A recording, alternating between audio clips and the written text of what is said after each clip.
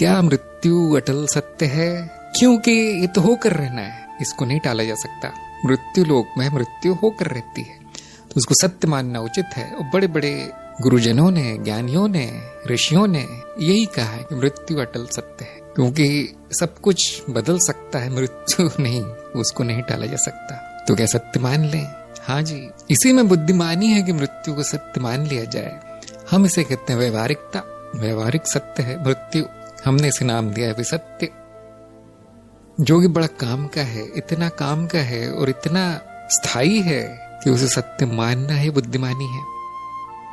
परंतु मृत्यु भी एक प्रकार का परिवर्तन है, एक घटना है जिसमें केवल अनुभव बदलता है। कौन सा अनुभव? इस जगत का, इस शरीर का, वो नहीं रहता।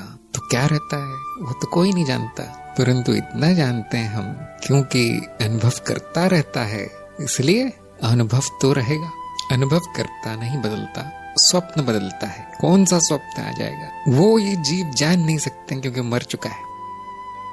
क्योंकि एक ही अनुभव करता है, बाकी जीवों के माध्यम से जो अनुभव आ रहे हैं वो जारी रहते हैं।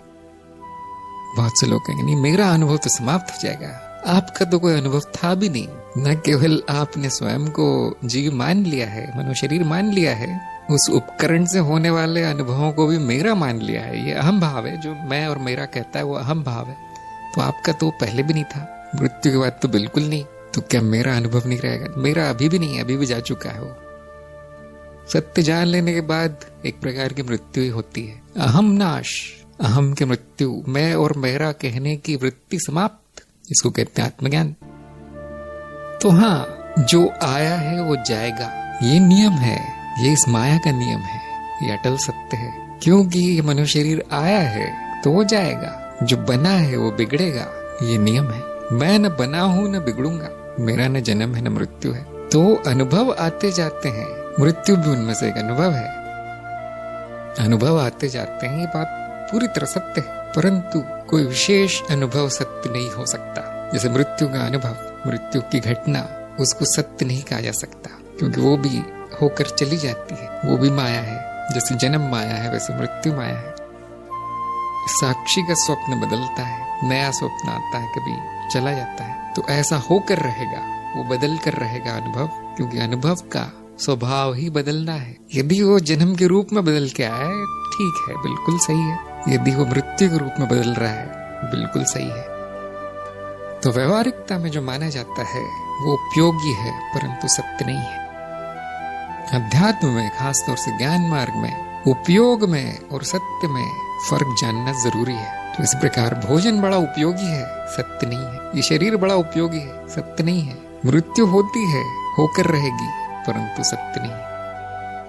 जब मैं बताता हूँ कि सभी अनुभव असत्य हैं, सुख दुख आदि मिथ्या है, तो कुछ लोगों को सुख दुख से मुक्ति मिल जाती है कि हाँ, मैंने देख लिया, वो सब तो सपना है। कुछ लोगों को नहीं मिलती, वो पूछते हैं कि यदि बुरे अनुभव असत्य हैं तो वो दुख कैसे देते हैं। जैसे मृत्यु ही का उदाहरण ले लीजिए, किसी की मृत्यु होती तो बड़ा दुख होता है, अगर वो असत्य है तो फिर दुख नहीं होना चाहिए। दुख क्यों होता है? जिसको ज्ञान हो गया उसको किसी चीज का दुख नहीं होगा, मृत्यु का तो बिल्कुल नहीं। परंतु क्योंकि समाज इस प्रकार का है, तो हम बोल नहीं सकते कि मुझे मृत्यु का दुख नहीं हुआ है। आपको वहां पे नकली आंसू टपकाना पड़ेगा। कोई दुखी है तो उसको कभी न बताएं कि दुख मिथ्या है, वो और दुखी हो जाता है, और जोर से रोने लगता है, क्योंकि निर्दयी समझते हैं लोग आपको। जब आप कहेंगे कि आपको जो पीड़ा हो रही है, आपको जो दुख हो रहा है, घर में कोई मर गया, वो सब झूठ है, तो वहां पे ज्ञान तो घास चरने चला जाता है, भावना शक्तिशाली होती है वहां। तो आपको उस समय ज्ञान नहीं झाड़ना है, थोड़ी सी सहानुभूति दिखानी है। ठीक हो जाएगा, सब दुख तो ठीक हो जाते हैं।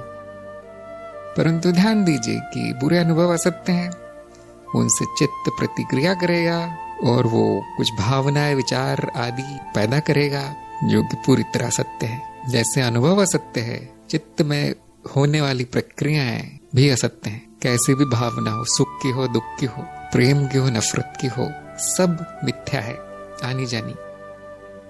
क्यों आती है वो? क्योंकि जीवन के लिए उपयोगी है।